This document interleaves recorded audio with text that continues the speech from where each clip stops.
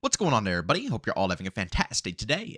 Now, ladies and gentlemen, these past couple of days have been actually pretty dang massive when it comes to leaks about the brand new Call of Duty game, Black Ops 7. But I'll be real, with these recent leaks that I've seen, I don't think the overall community is going to be very happy, dare I say. Again, I think there will be a portion of people who will be excited, but for the mass majority of individuals out there, I think people want to see Call of Duty take a different direction, and I'm sorry to report, I don't think it's going to be taking that direction whatsoever. But of course, ladies and gentlemen, before we go and dive deep, if you guys are interested in more content just like this, don't forget subscribing at that bell. I post daily here at 8 in the morning Eastern Time. Everything between Splitgate, Call of Duty, Battlefield, or even Arc Raiders. By all means, if you're interested in any of that content, you can find it right here on this channel, so subscribing at that bell. And last but not least, I do stream Monday through Saturday over on Twitch, starting between 12 to 1 p.m. Eastern Time. And I will be streaming Splitgate 2 when it finally drops on Thursday. So, of course, if you guys are interested, you want to catch any of the vibes, I should be playing Titanfall 2 today and Star Wars Battlefront 2 tomorrow. So if you guys want to see these games live and in action, by all means, tune to the stream. I got a link to the channel down in the description of this video. All right, so ladies and gentlemen, I know we all kind of have a similar idea that Call of Duty HQ is an absolute disaster, you know? And make sure that every single Call of Duty game is synchronized into one, it takes up a ridiculous amount of storage, and even if you don't own something like Black Ops 6, let's say you only play Modern Warfare 3, because all these games are kind of synchronized under one app, you still have to go ahead and update your game every single time a update drops for Black Ops 6. So even though none of the updates are relevant for Modern Warfare 3, you still have to go through the overall process, which is just stupid. It's mind-numbing. Call of Duty HQ is a disaster. After seeing what I just saw over on Twitter, ladies and gentlemen, we have found more reasons to absolutely despise the Call of Duty HQ.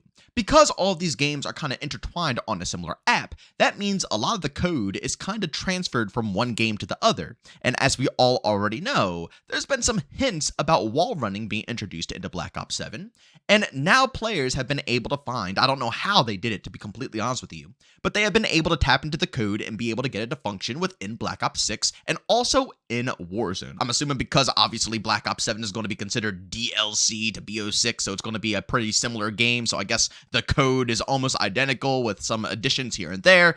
I don't know, but ladies and gentlemen, let me just take a quick second to step back from the commentary. I'm gonna let you guys check this out with your own eyes. I really want you guys to focus in and see what this is, how it's being played, and then we'll go ahead and discuss when obviously it's all done and over with.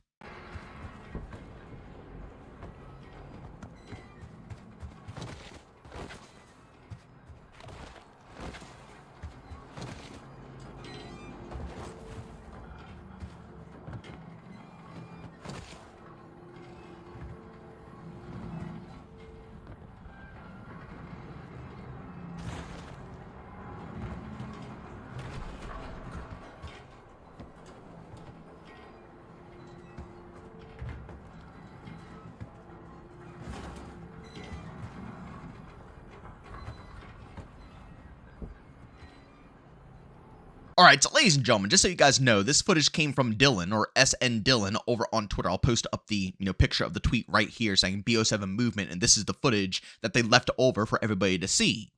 But yeah, as you guys could see, obviously, this is the movement, which could be tweaked. Obviously, everything is subject to change. We don't even know the name of the next Call of Duty game. Obviously, leaks and rumors have been going around, but in all reality, nothing's been released yet. You know, we have absolutely no details whatsoever, so everything, absolutely everything, is subject to change. But this genuinely does seem like the direction that Activision and it seems all the other development studios are trying to push right now. If you guys remember back to Modern Warfare 3 2023, they literally advertised the game as everything that Modern Warfare 2 isn't and much more fast-paced. Going into Black Ops 6, they took Modern Warfare 3 and amplified the movement times 10.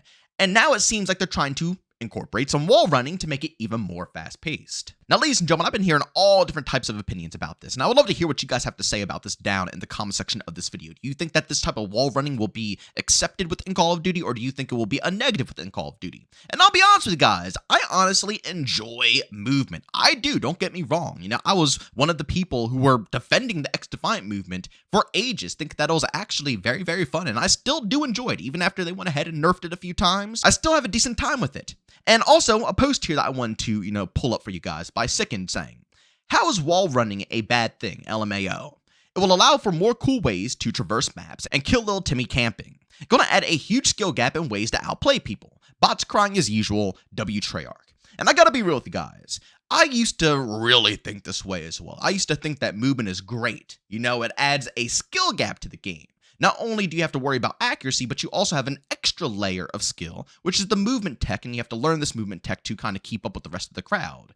But as I play more and more games, and I watch how the popularity of certain games either tank or thrive, this right here, I think, is the deciding factor. And again, I want to make it very clear to people out there that I don't think movement is awful, but for the health of the game, I don't think this is going to be good. And to be honest with you guys, from what I've seen out of the footage here for wall running, it looks wild. It looks absolutely insane, very fast paced.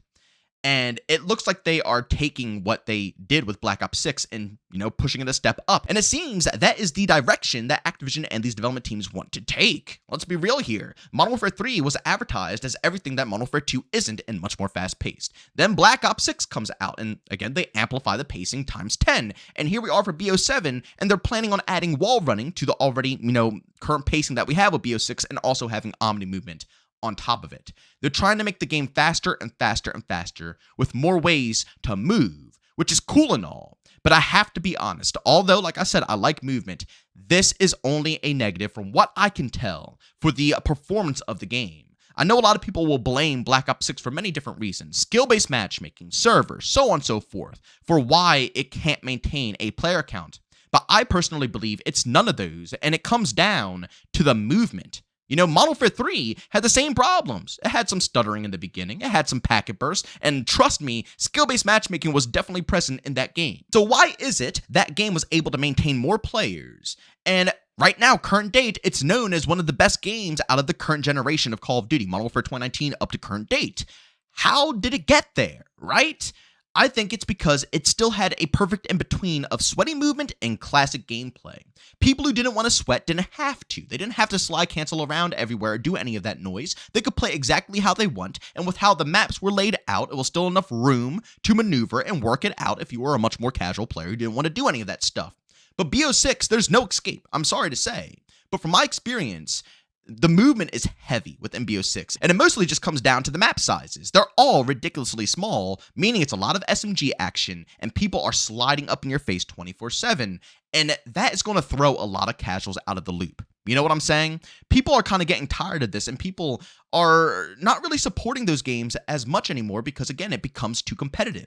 I mean, even look at Titanfall for an example. That game is still, loved by many, but it's a reason why it just can't hold on compared to other shooters out there. It's too sweaty. I know a lot of people are going to say, well, it launched around COD and Battlefield and all these different, behemoths of games, which I completely agree. It did. And that probably 1010% weighed down on it. But let's be real, COD and Battlefield were still trying to tap into the casual marketplace, while Titanfall was just a massive movement shooter, and that throws casuals off. People who don't want to learn movement tech, don't want to be killed by someone in Titanfall, wall running, flying across the map, sliding on their booty for 50,000 yards, and then jumping back up, grabbing onto another wall, flying across, the sky, shooting them in the face, grabbing onto another wall, that's a lot. And again, I don't mind it. I think it's fun to learn. But when it comes to the success and, how popular a game is going to be, I don't think it adds on to anything. It only makes it rougher for the casuals to join in. And the casuals make up the majority. Us sweaty players. Yeah, it's great and all that we can have a game that gives us that gap. But at the end of the day, if the casuals don't like it, then it's not going to thrive as heavily as we want. It's the sad reality of things. It's why Splitgate 2, for an example, is trying to tone down on the portal system to make it a little bit more casual friendly, because Splitgate 1 was so overwhelming for so many players. They hopped in, you literally have someone portaling around the map, slicing and dicing all the casuals up, and they don't even know the portal placement. It instantly turns them off. It's why in Splitgate 2, it's a nice mix, it's mostly gunfights with portals being sprinkled here and there, so you do have that ability to, work the map. But casuals will still be able to slowly be put into it. And then again, if people want more complex map, obviously the lab will be available and people can make their own maps. But that is the direction the developers were thinking of when it came to, trying to make sure Splitgate 2 is a bit more popular. You have to prioritize the casuals. It just is what it is. And again, the reason why I think Black Ops 6, just can't hang on to those player numbers. It could be because it doesn't have content like Modern Warfare 3, where Modern Warfare 3 was getting weekly drops, but at the same time, I think it's just the sweat levels of the game. I've mentioned this time and time and time again. Even if skill-based matchmaking was toned down, I guarantee people will still have problems playing Black Ops 6, just like X-Defiant, where there's literally no skill-based matchmaking. This game, X-Defiant, had movement. It was sweaty. So even with no matchmaking, it was a sweaty competitive experience still. And same thing would happen with BO6, even with no skill-based matchmaking, because of the movement tech that the game offers to people. The more people take an advantage, especially nowadays where everybody is pretty sweaty and everybody wants to win, everybody wants to drop a lot of bodies, people are going to take advantage of that. It's not like Black Ops 2 or Modern Warfare 2, Modern Warfare 3, where you literally didn't have a limited sprint unless you put a perk on, right? Like, the best you could do is jump shot and drop shot. That was like, that's where casuals could thrive with COD. Where at the same time, sweats could still, like I said, jump shot, drop shot, and do different things, but it wasn't so, overwhelming for the casual audience.